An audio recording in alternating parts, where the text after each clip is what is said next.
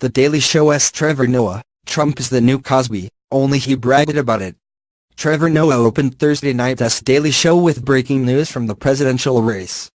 Brand new policy proposals have just come out from Donald Trump, where he spoke but then he stopped himself and said, "Just kidding, it has some more sex stuff." Yes, people, in the last 24 hours, 6 women have come forward with their personal stories about allegedly being assaulted by Donald Trump, Noah added. And who would have thought the guy who says he forces himself on women actually forces himself on women? I guess he really does tell it like it is. But instead of turning his ire on the candidate himself, Noah focused on the surrogates whose only job is to defend him on cable news.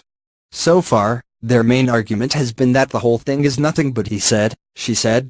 You have to admit, these guys are not totally wrong, Noah said. This is a version of he said, she said. Only in this case it's he said, she said, then she said, then she said. Oh, and most importantly, he said he did it in the first place. He said it himself.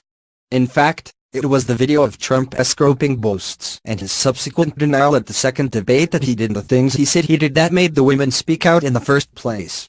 One of the most specific and painful details in the various stories came from Jessica Leeds, who told the New York Times that Trump lifted the first-class armrest between them and reached up her skirt.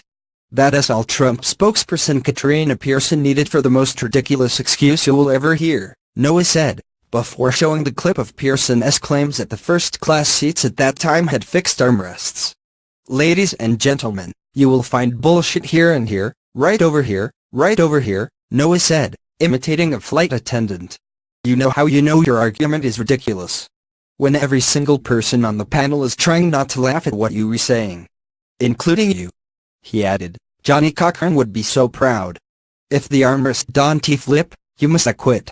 But Trump isn't even counting on people believing he didn't grope women, because his strategy in this campaign is not to prove he is not a bad person, but rather to show he is in good company, Noah added, pointing to the campaign's stated attempt to turn Bill Clinton into Bill Cosby.